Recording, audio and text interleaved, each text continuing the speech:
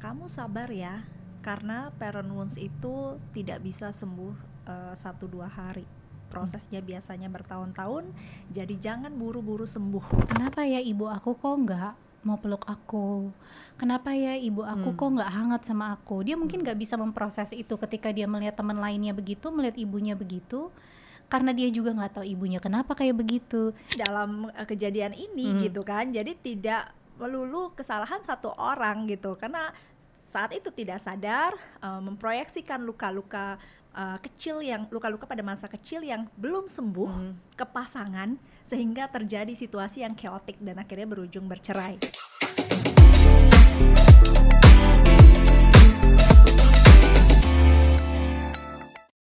Halo parents, kembali lagi di podcast Curhat Babu, curhatnya bapak dan ibu. Bapaknya nggak ada. Jadinya curhat ibu doang hari ini. Kita mau ngobrol sama para ibu-ibu, para perempuan, dimana tuh kita pengen berbagi soal, gimana ya bilangnya. Jadi kita tahu ya bahwa nggak semua orang itu hidup tinggal bersama dengan ibu yang hangat. Mungkin juga belum tentu tinggal bersama atau dibesarkan oleh ibu yang aman, ya.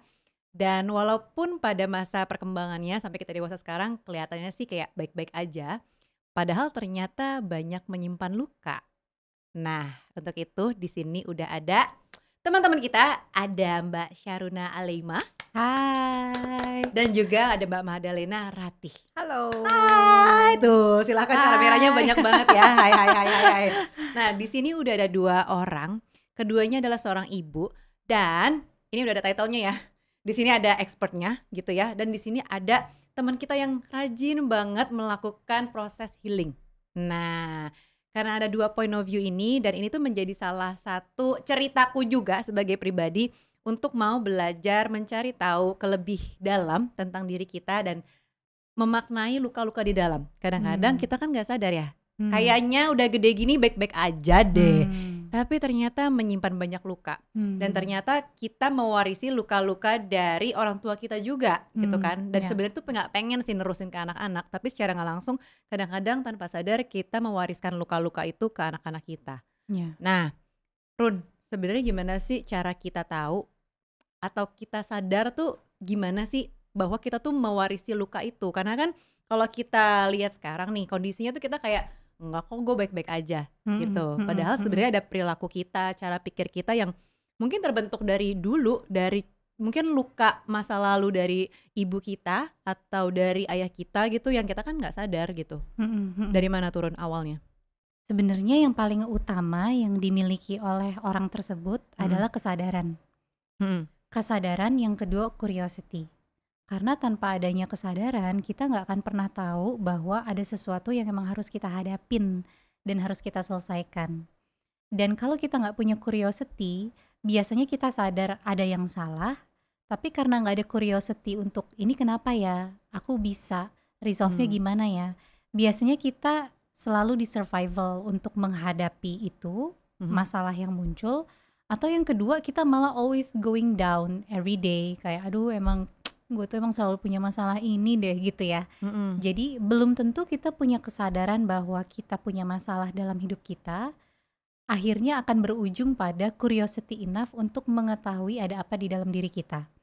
Jadi 2 hal itu adalah 2 hal yang sebenarnya penting nih buat kita untuk menyadari bahwa ada yang perlu diselesaikan, and we're curious enough untuk melihat ke dalam diri kita dan mencari tahu apa yang perlu di-resolve dari dalam diri kita. Nah, apa tuh kesadaran itu biasanya muncul mulai kapan? Dan ini makanya kata kuncinya kesadaran. Kita sadar nggak kita mengalami hal ini atau pola ini? Salah satunya biasanya symptomsnya kondisi hidup yang menurut kita nggak baik-baik aja. Atau kedua, kita mungkin punya pola yang berulang, yang mungkin kita kira hidup kita udah baik-baik aja, tapi kok kita selalu mengalami pola yang sama, yang sebetulnya tidak beneficial juga buat hidup kita. Nah, kadang orang mengira itu takdir.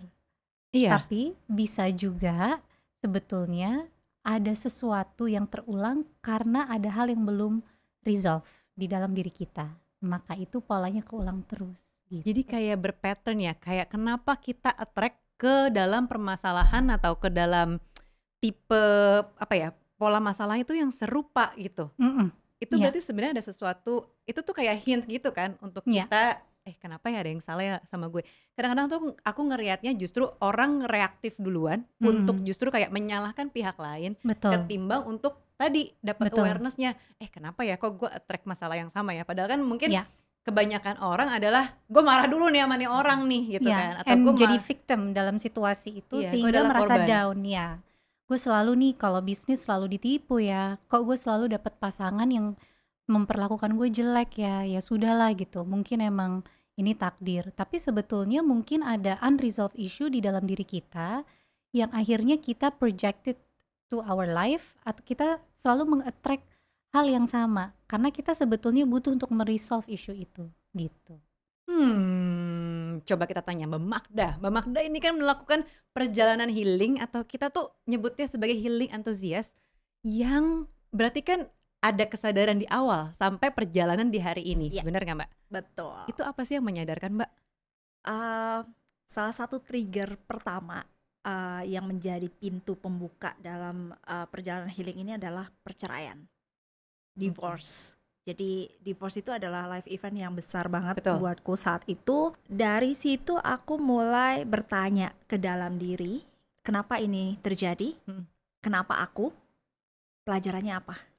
Nah, dari 3 pertanyaan itu jadi muncul banyak pertanyaan yang akhirnya itu membuka kesadaran ke lapisan yang terdalam untuk mengetahui kenapa aku ada di sini dan kenapa aku harus mengalami experience ini. Itu adalah trigger utama dalam perjalanan healingku. Tapi awalnya marah dulu gak sih Mbak? Kayak sedih dulu, down dulu, Ya. victim, Ya. merasa Ya. diri victim dulu kan? Ya pasti. Karena Pasti kan tuh. saat itu kita tidak mempunyai kesadaran yang cukup baik ya, masih clueless kan. Iya. Jadi awalnya tetap merasa victim, tetap merasa dunia ini nggak adil, dunia ini tidak aman, seperti itu. Akhirnya ketika proses healing itu berjalan, kita tahu bahwa ternyata aku ini juga punya andil dalam kejadian ini gitu kan. Jadi tidak melulu kesalahan satu orang gitu, karena saat itu tidak sadar memproyeksikan luka-luka kecil, yang luka-luka pada masa kecil yang belum sembuh ke pasangan, sehingga terjadi situasi yang chaotic dan akhirnya berujung bercerai. Seperti itu, Mbak. Wow, Run, emangnya banyak banget ya? Maksudnya luka-luka tuh bisa, tiap orang kan beda-beda nih membawa lukanya. Tapi dari mana kita tahu kalau itu tuh sebenarnya tadi yang disebut sebagai mother wound? Luka yang kan ada mother wound, ada father wound gitu kan ya, yang kita tahu. Ada money wound.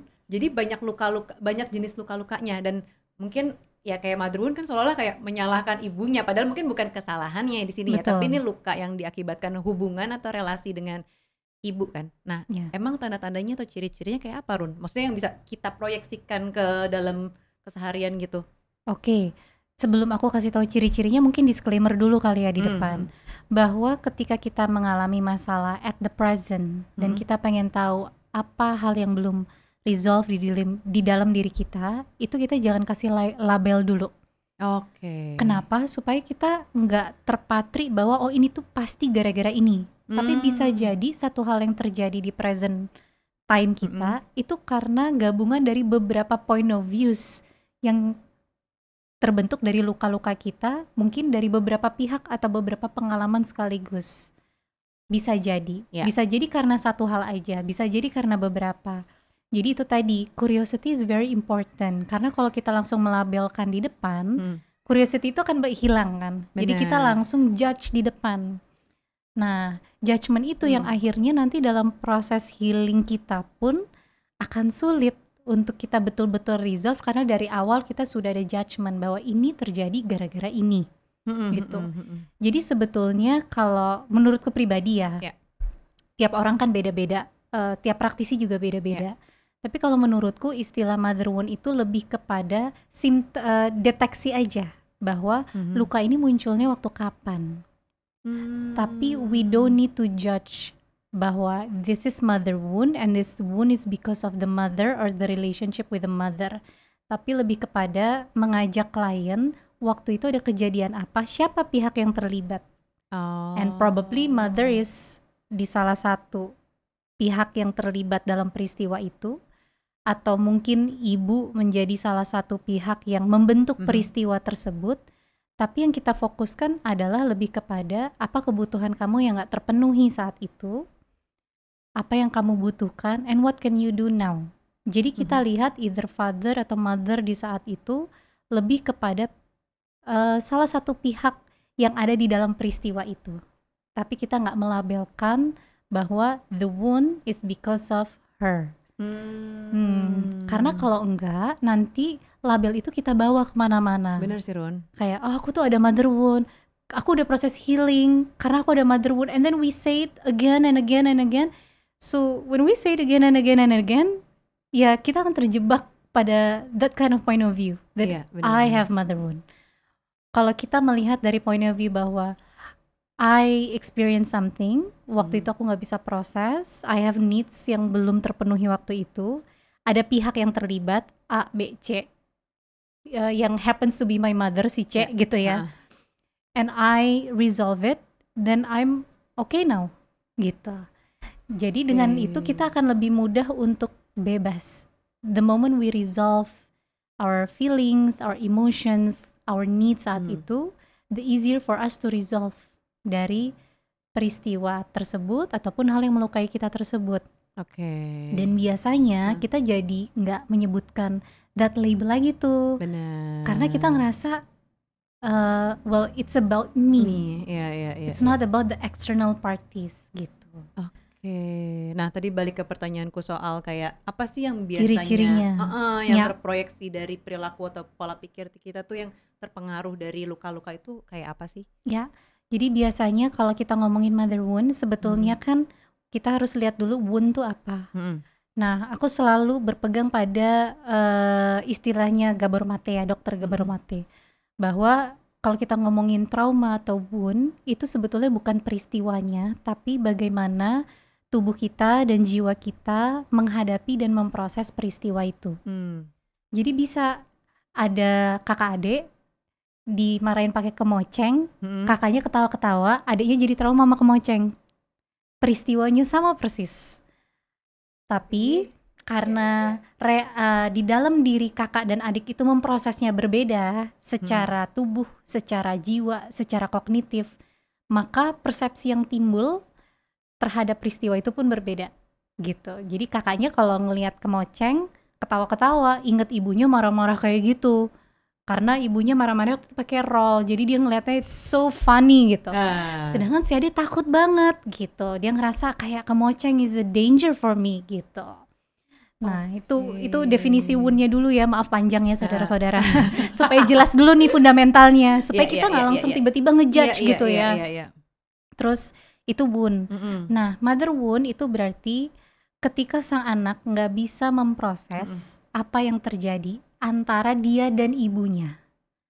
Jadi bisa jadi saat itu ibunya mungkin karena pengasuhan yang dulu atau pengalaman hidupnya, mungkin dia mengalami banyak banget trauma sehingga dia mau gak mau akhirnya menutup hatinya, gak bisa hadir secara emosional buat anaknya. Sedangkan sang anak butuh nih emotional connection sama ibu misalnya, sehingga dia gak bisa memproses si anak. Kenapa ya ibu aku kok gak mau peluk aku, kenapa ya ibu aku kok nggak hangat sama aku. Dia mungkin nggak bisa memproses itu ketika dia melihat teman lainnya begitu, melihat ibunya begitu, karena dia juga nggak tahu ibunya kenapa kayak begitu, ibunya sendiri juga mungkin nggak tahu kenapa dia begitu. Dia nggak bisa memproses. Nah sehingga muncullah a kind of perception di dalam diri dia, oh maybe I'm not good enough, maybe I'm not obedient enough, oh maybe I'm not valuable enough, sehingga dia bikin dirinya tuh proud punya aku.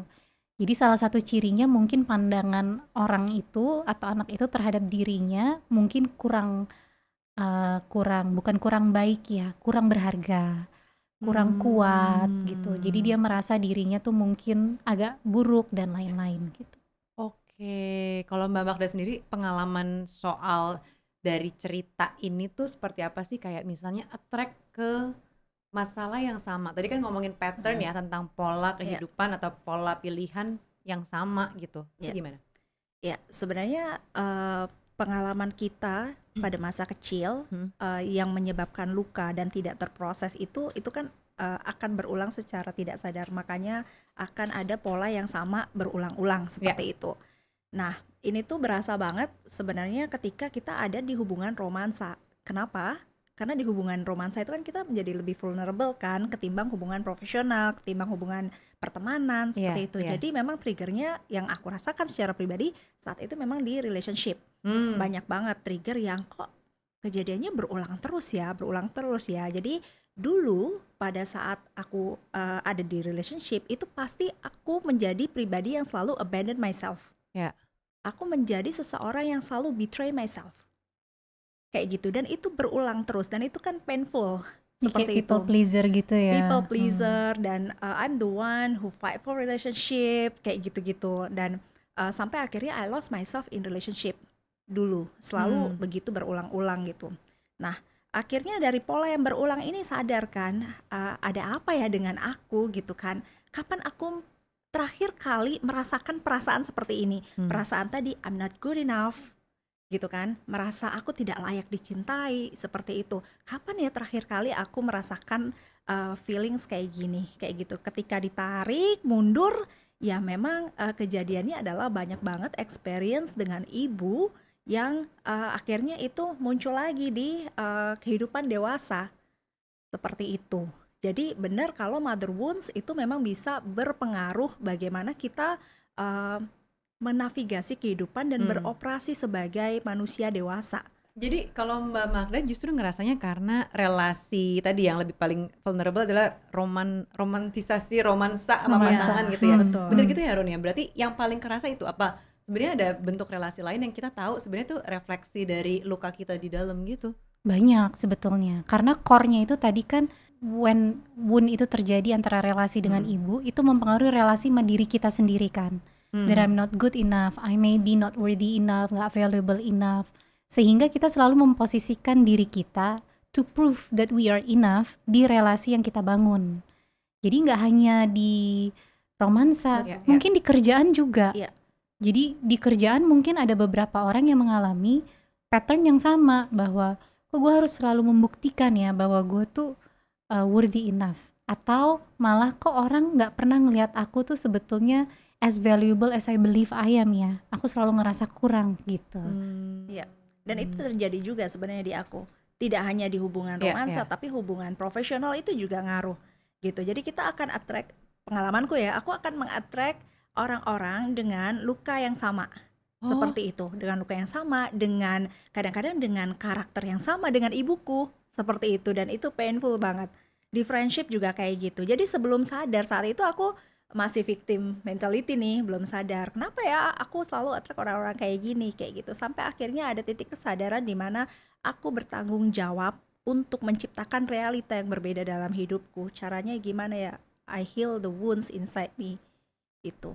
Sampai akhirnya ketika banyak emosi yang sudah terproses, kita sudah perlahan-lahan stop tuh attracting the same experience or experiences.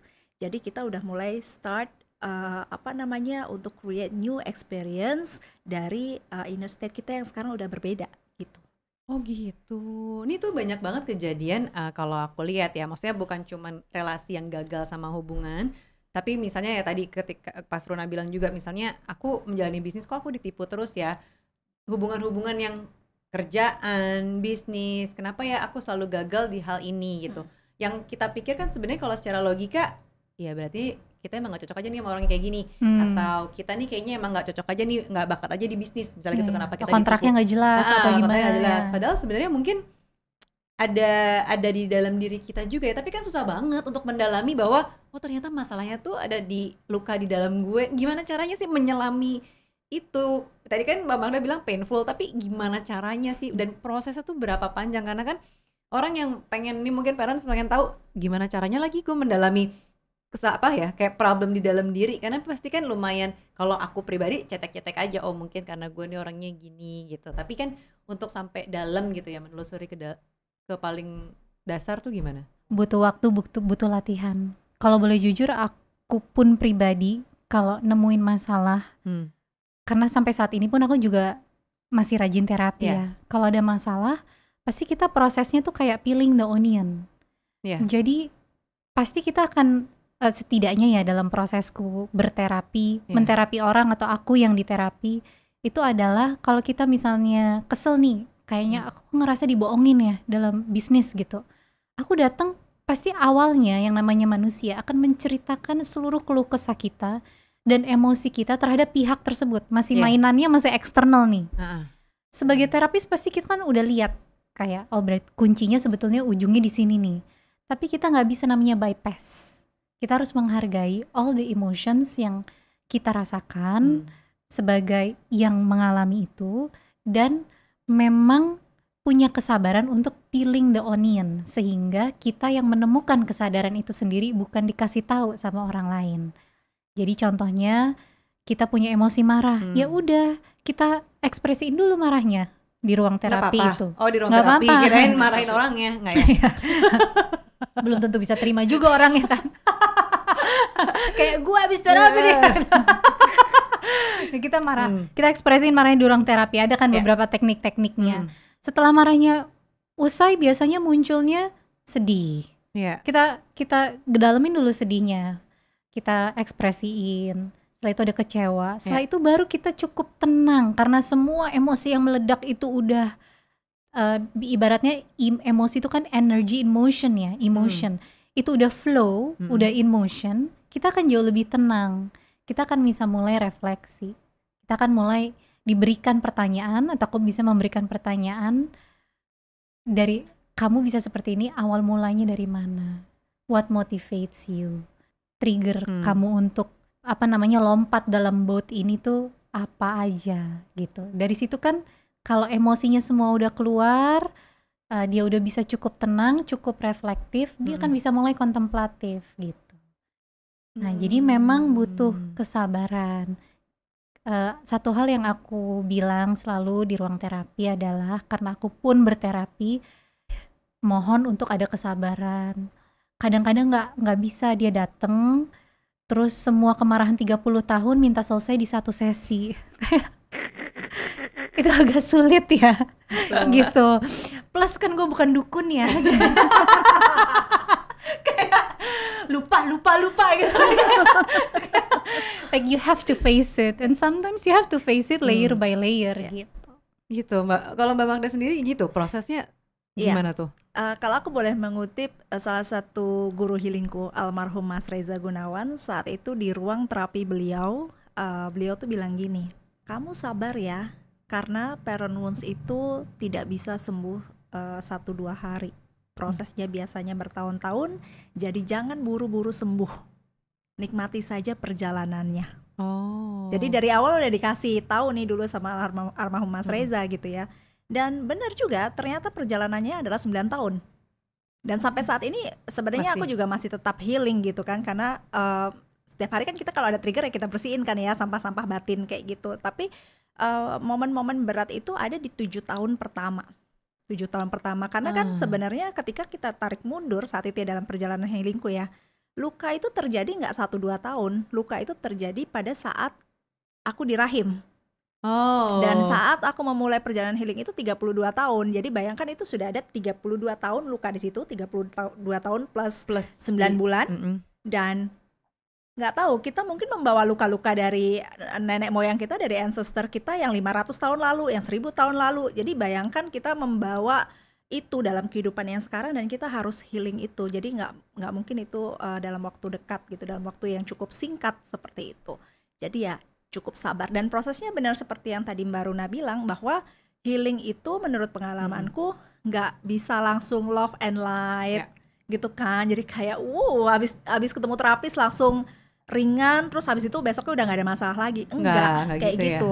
Jadi ada momen dimana emosi yang tadinya ke-repress itu mulai naik nih, ya kan, mulai naik ke kesadaran. Kita mulai ngerasain anger, resentment, sadness, shame, segala emosi yang nggak enak itu mulai keluar kayak gitu. Dan kadang-kadang sekelilingnya juga kaget ya. Betul. Kok dia jadi ekspresif banget gitu.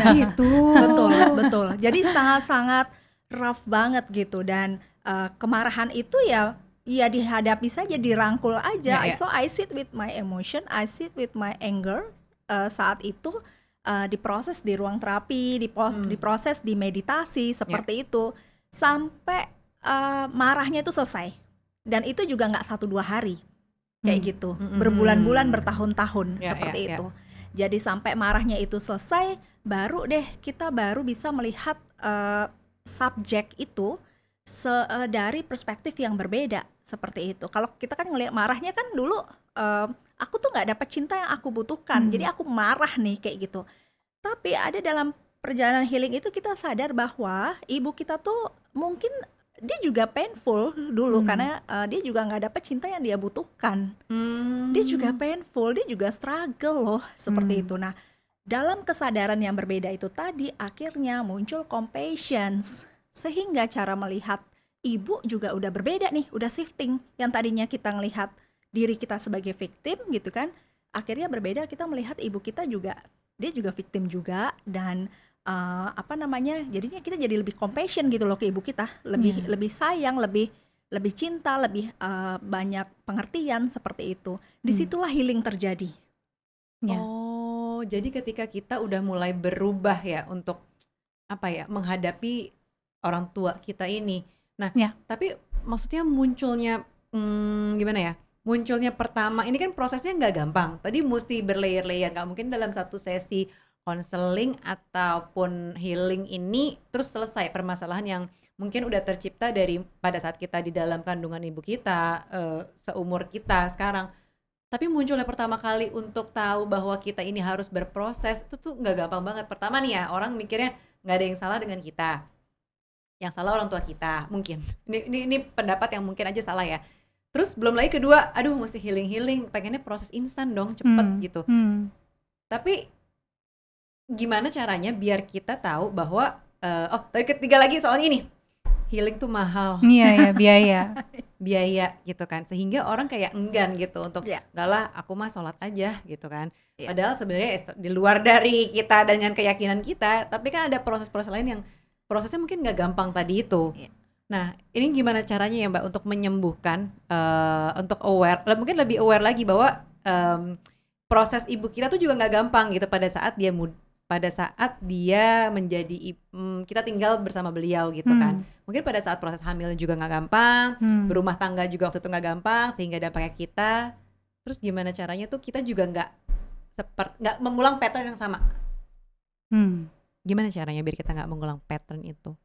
Karena kan kita sekarang jadi ibu nih. Ya kan, jangan-jangan kita juga sebenarnya waktu dari kita lagi hamil, kita melahirkan, kita tuh gimana sih? Dan kita misalnya nih, ya kita ini yang aduh nggak bisa afford nih untuk proses healing ini gitu kan. Gimana caranya ya untuk apa istilahnya Run? Kalau yang transgenerational issues. Gimana? Ya sebenarnya ada dua hal yang aku lihat dari yang tadi Nucha bilang ya. Yang pertama, gimana kalau misalnya kita nggak sadar-sadar? Ya udah, kalau nggak sadar mah jalanin hidup aja. Kalau nggak sadar, berarti nggak usah dipaksa untuk sadar. Maksudnya aku bukan kitanya ya, kan kita udah nggak sadar nih. Tapi kalau kitanya sadar, tapi misalnya saudara kita, teman kita nggak sadar, kita juga nggak usah maksa untuk mereka supaya sadar. Semua orang tuh punya perjalanannya masing-masing. Jadi sometimes kalau orang nggak nanya, aku juga nggak jawab. Nggak yang tiba-tiba dia lagi rungsing sendiri, tiba-tiba datengin kayak kamu kayak punya mother wound. Dia kayak what? Masalah gue tuh sama bos gue gitu. Kayak iya itu mother wound gitu. Orang pasti kesel kan. Jadi kalau nggak sadar, ya udah let it be. Ketika dia mulai menyadari bahwa gue nggak bisa nih hidup kayak gini terus, biasanya orang akan kepentok. Karena ada rasa yang gak nyaman, udah dia rasain berkali-kali, biasanya dia mulai akan mencari tahu. Makanya tadi ada curiosity gitu. Jadi kalau ada orang udah sadar tapi gak curious juga gak usah dipaksa. Intinya gak usah maksain orang deh. Gak usah gitu. maksain orang ya untuk punya kesadaran itu ya. Karena itu muncul dari diri kita, curiosity. Itu yang pertama. Itu pertama. Tapi yang kedua, kalau misalnya ternyata kesadarannya udah ada, curiosity-nya udah ada, tapi biayanya gak ada, mungkin saranku bisa dimulai dari mempelajari, nabung aja dulu, mempelajari teknik self-healing yang bisa dipraktekin ke diri kita di rumah, kita belajar. Banyak kok, ada kelas journaling, ada kelas self-healing dengan beberapa teknik tertentu. Dengan begitu tidak hanya kita juga bisa punya apa ya, space dan waktu sesuai dengan kebutuhan kita, tapi at the same time kita juga mengempower diri kita kok. Jadi makanya kalau ada klien datang udah beberapa kali tanpa bermaksud jualan atau apa, biasanya aku selalu tawarin belajarlah teknik self healing karena supaya kamu gak tergantung sama orang. Itu juga salah satu cara kamu mengempower diri kamu dan bahwa kamu juga tahu bahwa kamu tuh punya kemampuan to heal yourself, to face it by your own gitu. Jadi berusaha sebagaimana mungkin codependency antara klien dan terapis juga tidak terjadi gitu. Kalau Mbak Magda ada cerita nggak sih soal tadi yang misalnya kedua untuk tadi ya terutama mungkin biar si luka yang kita bawa tuh nggak meneruskan ke bawah gitu. Spiraling ya. Aku saat itu menemukan kesadaran bahwa aku udah nggak bisa lari. Jadi mau nggak mau memang harus diproses, se-painful apapun prosesnya itu. Dan memang kalau aku boleh bilang self healing itu memang butuh komitmen yang sangat tinggi dari kita gitu. Benar kata Mbak Runa tadi, kita nggak bisa bergantung terus sama terapis karena paling ketemu terapis 2 minggu sekali, 1 bulan sekali gitu kan. Iya benar. Padahal self healing itu harus terjadi setiap hari kayak gitu. Jadi gimana supaya itu gak kita pass down our trauma, gak kita pass down ke anak kita, ya emang harus komitmen untuk menghealing diri kita. Caranya macam-macam, karena kan memang banyak banget tools healing yang berbayar atau misalnya yang tadi bisa mengempower sehingga mungkin bisa menekan biaya kayak gitu. Itu disesuaikan saja dengan kebutuhan masing-masing kayak gitu. Tapi healing itu buatku jadi mandatory ya, karena kita nggak akan ngulang lagi cerita yang sama ke anak-anak itu. Jadi biarkan kita menjadi cycle breaker, putus rantainya di kita, jadi anak-anak tidak akan mengalami hal yang sama. Ini menarik banget deh. Mungkin kalau aku sendiri tuh sebenarnya berproses healing ini bisa dibilang masih newbie banget nih, Ron. Karena justru kesadarannya tuh pada saat dulu aku rutin yoga. Proses aku punya anak 3 tahun setelah menikah tuh kan lumayan lama dan itu cukup painful lah buatku gitu, yang dari aku yang orangnya punya ambisi, kalau namanya udah nikah langsung punya anak gitu kan, nggak taunya disuruh sabar dulu pada saat itu. Terus aku menemukan yoga sebagai salah satu proses healingku kali ya. Jadi yang tadinya aku semua berjalan cepat, terus aku ke yoga, itu kan jadi slow down. Nah di proses slow down itu justru aku ngerasain, ini ya yang namanya ajak untuk ngerasain diri sendiri. Nah dari situ tuh mulai turun yang kamu udah TAT kan ya waktu itu ya, udah jadi TAT practitioner. Aku datanglah ke Runa gitu, berproses untuk TAT kayak gini. Baru sedikit, tapi kan namanya kita ini ya Run ya, FOMO gitu, bukan FOMO lah ya, tapi kayak mana nih kok nggak ada efeknya di aku. Iya. Padahal aku inget banget kamu datang dengan masalah, terus besokannya aku tanya apa yang kamu rasain tentang masalah, udah lupa gitu. Which is sebenarnya actually ke progress, tapi mungkin bayangan kamu progress tuh harus dalam bentuk kayak apa gitu ya. Tapi kan kadang-kadang kita sebagai rakyat biasa ya, begitu healing sekali rasanya pengen ya udah ada improvisasi dong gitu kan, kayak harusnya masalah gue udah hilang, misalnya kita udah lupa gitu udah kan, selesai deh udah gitu selesai gitu. Tapi aku datang lagi ke Runa gitu kan, sampai yaudah deh, coba deh. Pada saat itu akhirnya aku nggak pernah datang lagi ke Runa untuk TAT, tapi terus coba deh meditasi gitu kan. Meditasi kayak apa sih, kok nggak dapet ya, monkey mind banget nih, loncat, tahu sih teorinya, kata orang meditasi tuh gini, tapi kok susah banget untuk dapat kayak 2 menit bener-bener katanya dengerin nafas. Iya udah dengerin, tapi kok mana-mana sih pikiranku gitu. Terus dari yang mulai rajin pandemi itu kan, terus abis itu off lumayan lama. Nah aku baru mulai lagi sekarang karena aku menemukan mungkin bukan pattern yang sama. Sampai kemarin aku sampai ke Dr. Yudi, halo. Karena begitu ada sesuatu di tubuhku yang aku pikir kayaknya aku mau prosesnya ke Dr. Yudi dulu deh gitu kan. Karena menurutku ini bukan yang biasa-biasa di medis aja terus bisa selesai. Kayaknya ada sesuatu deh rootsnya. Kayaknya bukan itulah gitu sebenarnya. Udah akhirnya aku mulailah untuk terapi di Dr. Yudi per 2 minggu gitu kan. Terus ya dia suka nanya, check in. Padahal juga check innya bukan yang konsultasi yang deeper gitu lah Ron. Dia nanya-nanya kalimat-kalimat pemantik. Nucha gimana hubungan kamu sama ibu kamu? Lah kok tiba-tiba ditanyain gitu? Kan jadi kayak wah ada apa nih gitu kan. Terus mulai lagi nanti datang pertanyaannya unik lagi gitu yang buatku kayak kenapa pertanyaannya kayak gini ya. Sampai terakhir itu aku akhirnya keluarlah curhat-curhat sama dokter Yudi dan dia juga nanyain, ini tuh kamu ngerasain kayak gini, menurut kamu karena apanya? Karena eventsnya kah, perpisahannya kah, atau maksudnya karena pattern permasalahan yang sama, atau justru emosi kamu yang sama? Karena ini dua hal, eventsnya sama perasaannya. Jangan-jangan sebenarnya eventsnya tuh bisa apa aja, tapi punya kesamaan si perasaan itu, polanya yang sama. Polanya sih dok, aku bilang gitu. Kayaknya peristiwanya apapun yang lebih kena di aku, yang bikin aku suka break, itu perasaan yang sama. Berarti kan polanya yang sama gitu. Nah aku tuh belum menelusuri lagi tuh ke dalam. Tapi kan balik lagi ya, nggak semua orang aware untuk bisa memproses itu. Mungkin buat orang yang seneng journaling tuh kayaknya bakal terurai deh. Aku hari ini kenapa, perasaanku apa, terus mungkin kayak ada perasaan-perasaan yang mungkin timbul dengan pattern yang sama tuh apa aja gitu kan. Kayak orang yang journaling bisa lebih menguraikan lah, tapi kebetulan aku agak ini suka mager journaling gitu. Tapi itu baik lagi, kadang-kadang dari proses healing yang berjalan sekarang kita tuh nggak pernah tahu kalau ternyata sebenarnya rootsnya ada di diri kita, dan mungkin tadi ada yang mengarahnya ke ke parenthood gitu ya, atau misalnya salah satunya aja ibu atau bapak doang, tapi ini proses yang cukup panjang gitu. Aku bahkan kan ngerasainnya dari dulu, sekarang aku udah 9 tahun Ruth, dari mulai aku rajin yoga, aku mulai punya kesadaran sampai sekarang itu tuh kayak ya karena mungkin aku prosesnya juga on and off. Kayak gak selesai-selesai, tapi aku gatel banget loh sekarang. Kayak kenapa ya aku tuh punya satu emosi yang sama terhadap misalnya beberapa permasalahan yang sekarang aku lagi hadapi. Dan aku penasaran, ini sebenarnya rootsnya apa sih? Kenapa sih kok aku bisa break banget di masalah yang kayak gini? Gitu. Tapi ada satu hal dikit deh yang aku agak, kalau bahasa kekinian kan izin jam in ya. Iya, izin jam in. Oke Kak, silakan Kak. Ada satu hal yang mungkin sering banget dari yang Nucha bilang kan, kayak aku udah alamin tapi kok hasilnya mana dan lain-lain. Nah yang selalu aku bilang ke klien yang datang itu adalah kita healing atau terapi itu sebetulnya terapi, counseling, healing gitu ya. Kalau dalam perspektif saya pribadi atau perspektif pribadi itu lebih ke bagaimana kita bisa menghadapinya dengan jernih. So it doesn't mean the problem is gone.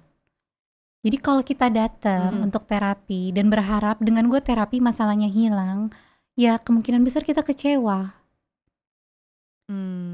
Tapi bagaimana masalah ini yang kita bawa ke terapi bisa kita hadapi dengan lebih sadar dan lebih jernih, sehingga cara kita ngadepinnya pun berbeda dengan yang sebelumnya. Kalau sampai masalahnya hilang, it's simply because we face it in a different way. Because there's something yang juga change di dalam diri kita. Tapi bukan berarti kita going to counseling atau terapi atau healing, kita pulang ke rumah tiba-tiba hilang, masalahnya udah gak ada. Nah, itu pasti kecewa kalau kayak begitu. Gitu. Nah, makanya kalau ditanya, kamu ngapain masih terapi dan lain-lain ya? Udah dari tahun berapa gitu? Ya because simply kita tuh work in progress. Masalah gak pernah selesai lagi.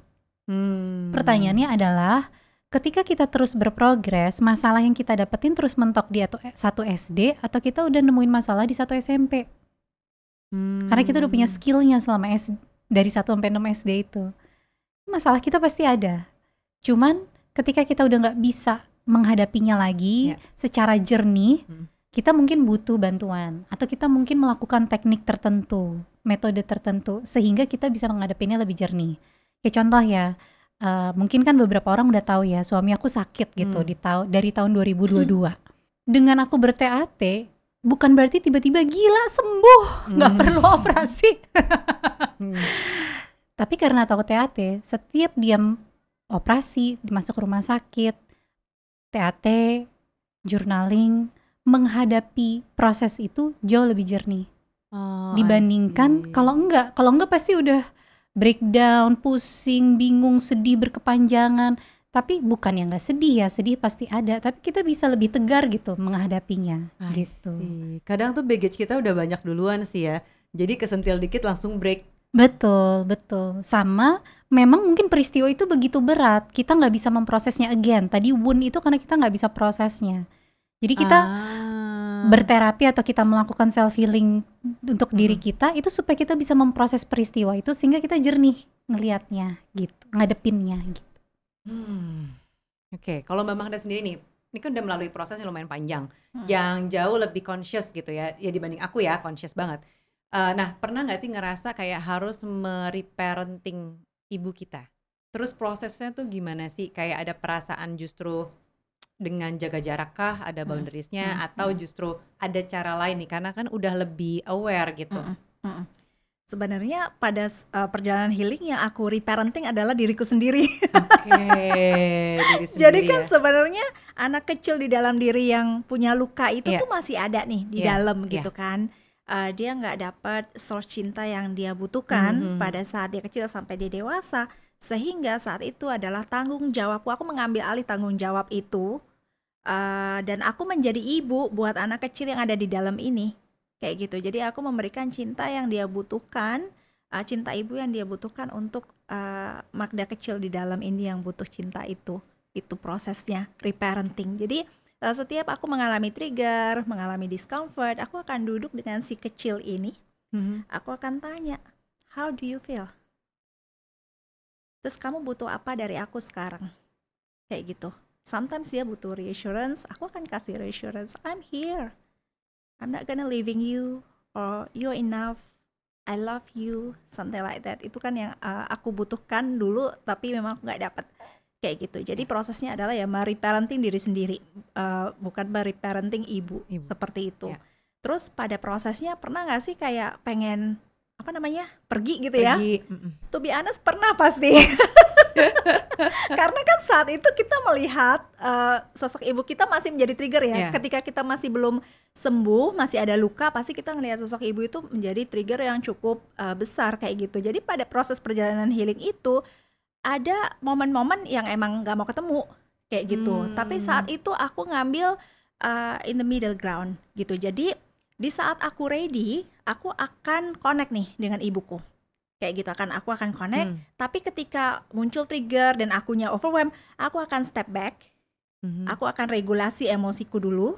Nanti ketika aku udah grounded lagi, udah feeling ready lagi ketemu ibuku, aku akan reconnect lagi. Begitu terus prosesnya sampai banyak luka-luka yang sudah terproses. Sampai sekarang hubungan dengan ibuku itu warm banget, sangat yang ibuku berubah. Jadi ketika aku memproses luka dan sudah banyak luka yang terproses, udah cukup heal, ibuku berubah menjadi seorang yang sangat loving, yang sangat compassionate, yang sangat hangat seperti itu. Sampai sekarang hubungan sama ibu ya sudah selayaknya hubungan ibu dan anak gitu. Jadi aku bisa datang ke ibuku dan menceritakan rencana-rencana hidupku, atau hal-hal yang receh-receh juga, kita bisa duduk bareng, bisa ketawa kayak gitu, yang dulu kayaknya susah banget untuk punya momen kayak gitu dengan ibu, kayak gitu.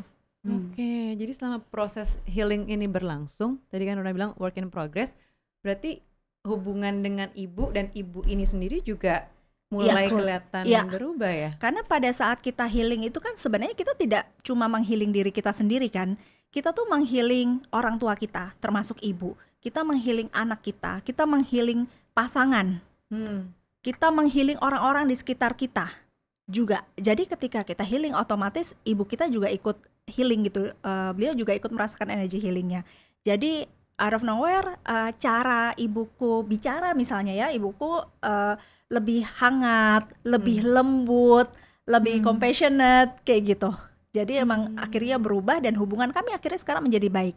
Tapi it start with us dulu gitu, bukan ibuku berubah dulu maka aku akan sembuh, enggak gitu. Jadi aku dulu yang ambil alih tanggung jawab ini gitu untuk menyembuhkan diriku, maka pihak-pihak yang terlibat itu akan merasakan juga manfaat healingnya. Dalam perjalanan ini kan lumayan painful ya untuk sampai bisa Mbak Magda punya relasi yang sudah jauh lebih membaik gitu ya. Dan Runa mungkin menemani banyak klien untuk berproses kayak gini. Dalam proses itu se-painful apa sih? Apakah kayak sampai kehilangan beberapa relasi-relasi lainnya, atau kayak kehilangan beberapa hal yang mungkin udah nggak selaras gitu ya, atau gimana sih yang dirasain? Mungkin dari Runa juga, dari Mbak Magda gimana?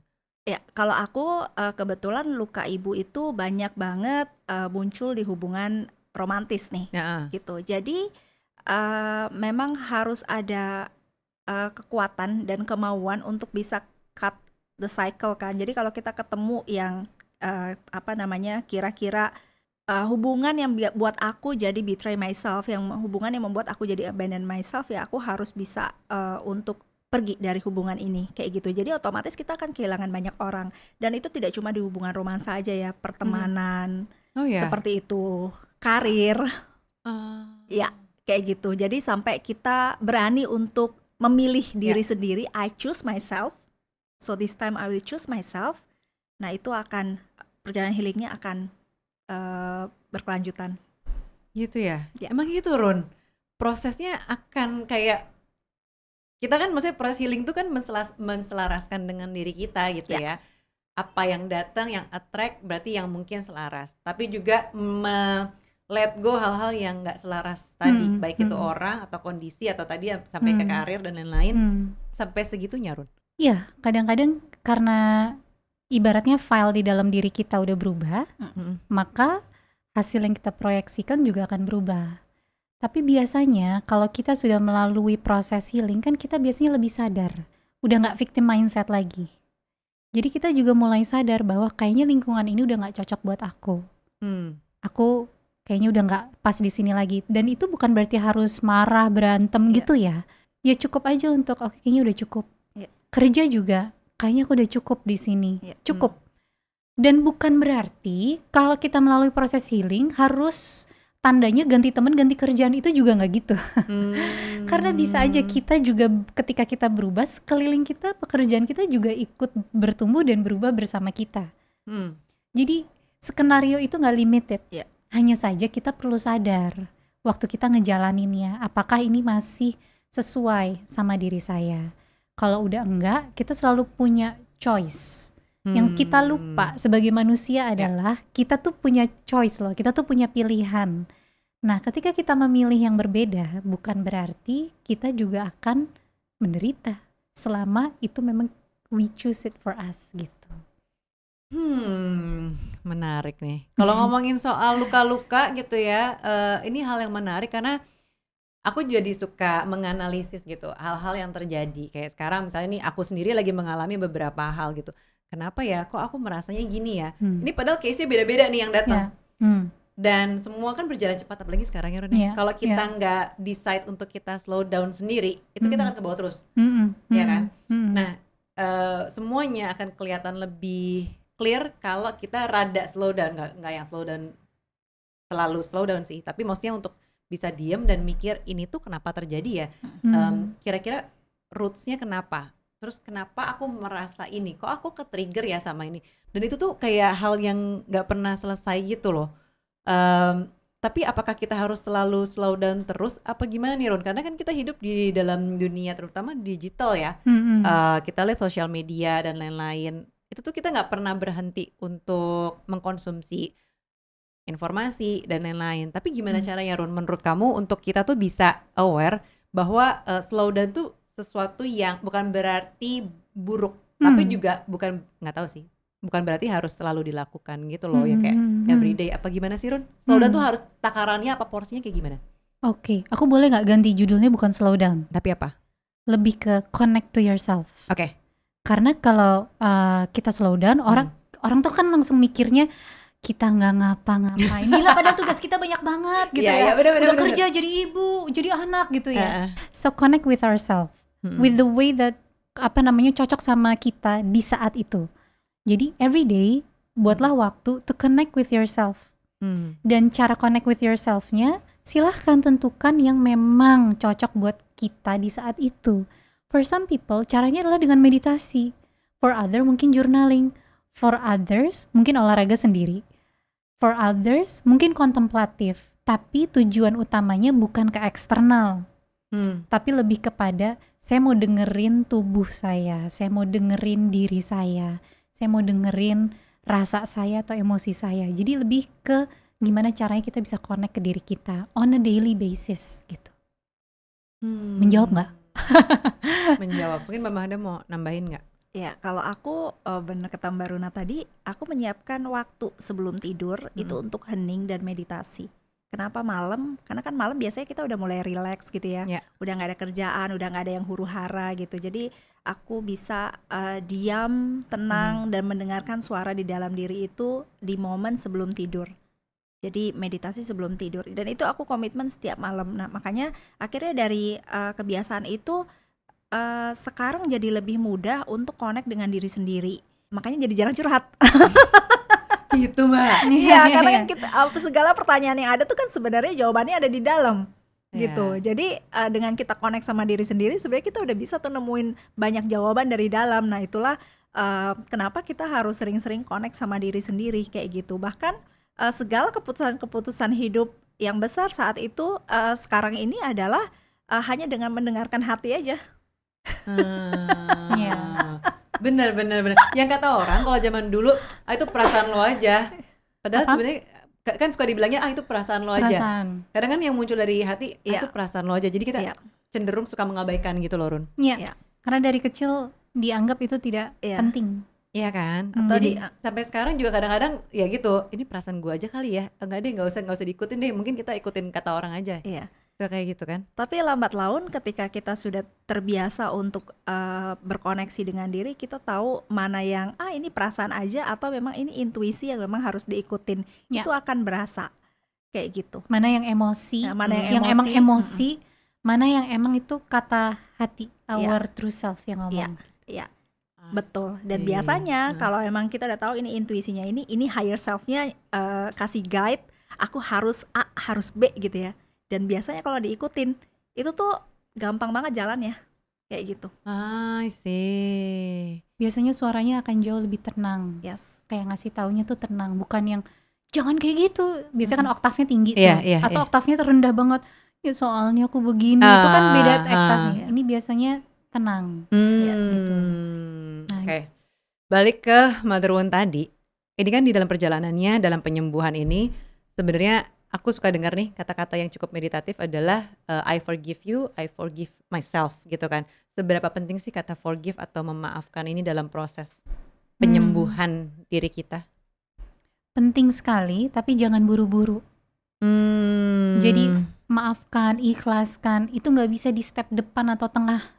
Biasanya setelah kita processing all of our emotions, kita akhirnya bisa berhadapan sama diri kita di masa itu, mengerti diri kita, why we did things the way we did di saat itu.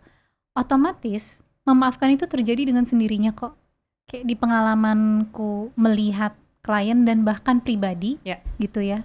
Bahkan saat udah diproses heal terjadi, bahkan gak ada kalimat I forgive you because I already understand why you did the way you did.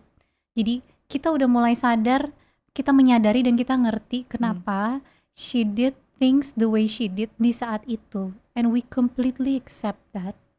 So that means we also accept our past, sehingga otomatis kita jadi memaafkan dan otomatis ikhlas. Jadi itu sebetulnya kalau dalam kasusku pribadi ya, melihat dan merasakan, ya mungkin orang lain berbeda gitu. Dalam kasusku itu adalah benefit, bukan steps. Benefitnya kita memaafkan dan ikhlas otomatis gitu, bukan step yang kita paksakan. Oh ya sekarang kita harus maafin gitu. Gitu sih. Oke, kalau Mbak Magda gimana? Penting banget karena sebenarnya banyak luka yang terproses itu justru pintu gerbangnya adalah memaafkan.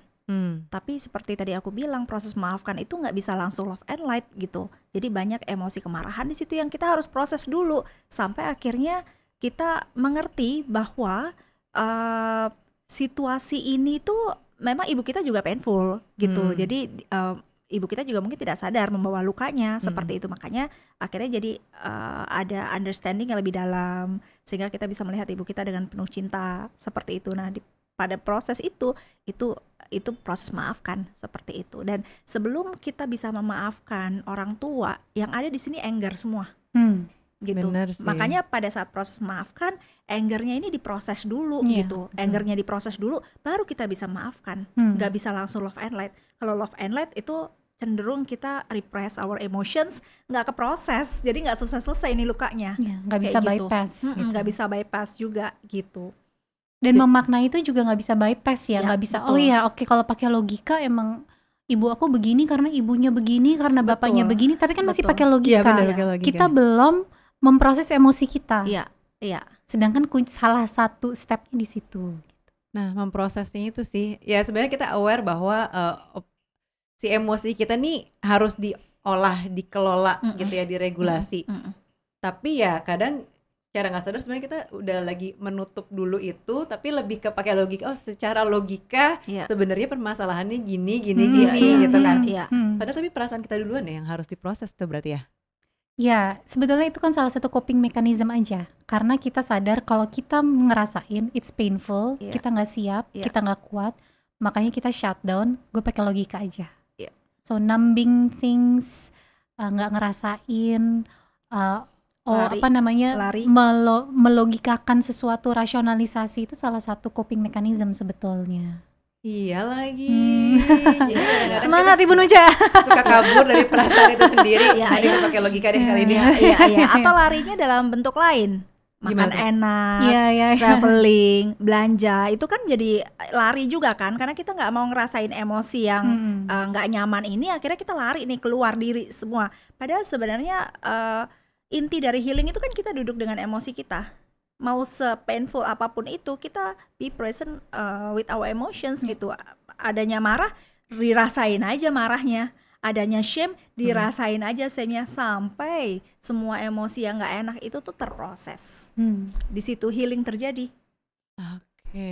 Iya, Nih, ini dalam proses yang panjang ini pasti kan berat ya untuk tetap berproses, untuk menyembuhkan diri, untuk aware, untuk ketemu sama berbagai tantangan juga gitu di dalam prosesnya. Dan pernah nggak sih di tengah perjalanan ini menemukan sosok ibu lainnya yang mungkin kita sebenarnya lagi mengobati mother wound tadi, luka ibu tadi, tapi terus ketemu juga dengan sosok ibu yang membantu kita dalam proses ini, ada nggak sih? Sebenarnya dalam perjalananku saat itu pemahamanku adalah aku tuh meresearch cinta itu emang dari dalam dulu gitu, bukan meresearch cinta dari luar. Karena aku melihatnya itu kayak lari aja, nggak dapat dari satu, aku cari dari ke satunya lagi, tapi dari external party kan kayak gitu. Jadi saat itu aku punya kesadaran bahwa I have to research love from within. Jadi caranya ya dengan mereparenting anak kecil di dalam diri tadi yang masih terluka kayak gitu. Jadi ya menjadi ibu untuk diri sendiri akhirnya kayak gitu. Dalam perjalanan ketemu sosok-sosok yang bisa menjadi pengganti ibu itu sifatnya hanya supporting saja, sebagai pendukung gitu. Dan aku grateful sekali juga ketemu dengan orang-orang yang mensupport dalam perjalanan healing kayak gitu, karena dengan mereka juga aku menerima banyak cinta seperti itu. Tapi again intinya adalah bagaimana kita tuh bisa research love from within untuk diri kita yang masih terluka. Itu menurut aku yang sangat penting sih dalam perjalanan healing ini. Mbak Magda ketemunya tuh gimana tapi untuk bisa tadi memunculkan dari dalam diri sendiri? Be present. Kita menjadi ibu yang available buat anak kecil ini. Kan kita terluka karena orang tua kita emotionally unavailable kan. Nah, untuk menyembuhkan lukanya adalah anak kecil ini butuh sosok yang emotionally available. Jadi jadilah sosok yang emotionally available itu untuk anak kecil yang masih terluka di dalam diri kita. Be the mother you needed at that time. Ya. Oke. Menarik. Nah, Harun, mungkin nggak sih seseorang itu bisa hidup tanpa yang tadi namanya parents wound, tanpa mother wound atau father wound? Mungkin nggak sih ada orang hidup tanpa ada wound, tanpa luka? Mungkin nggak? Kalau dalam pengalamanku dan observasiku sih belum ada ya. Karena itu tadi definisi wound-nya apa? Kalau definisi wound yang ku pahami dan ku pakai dalam praktek itu adalah ketika kita tidak bisa memproses apa yang terjadi. Dan itu akan sering terjadi sama banyak orang. Tidak bisa memproses apa yang terjadi. Kita dari kecil otak kognitif kita kan belum terbentuk. I mean you know it lah gitu. Jadi memang belum tentu saat kita tumbuh kita selalu bisa memproses semuanya. Pasti ada lah misperception, ketidaktahuan, tidak mengerti, dan itu mungkin untuk beberapa orang creating wounds gitu. So it's very subjective ya. Jadi kita nggak bisa kayak kok gitu doang dia wound ya. Mungkin buat anak itu wounded gitu, atau kebalikannya orang itu nggak wounded kok aku wounded ya gitu. Ya mungkin kita juga belum bisa memproses apa yang kita alami saat itu gitu. Mungkin terakhir Mbak Magda boleh menyampaikan juga ke teman-teman, ke parents semua yang ada di sini yang mungkin lagi ingin berproses gitu untuk menyembuhkan luka-luka yang ada di dalam. Mungkin ada pesan-pesan, silahkan. Pesannya emang kita harus komitmen, karena kalau ngomongin self healing itu harus komitmen sama diri sendiri. Kalau memang rasanya memang belum tidak bisa terproses dengan diri sendiri, berarti memang harus mencari bantuan terapis misalnya, seperti itu. Tapi healing itu tetap harus supaya kita bisa create another beautiful reality in our life. Kita nggak pass down our trauma lagi ke anak-anak kayak gitu, dan kita bisa menjadi pribadi yang lebih bahagia.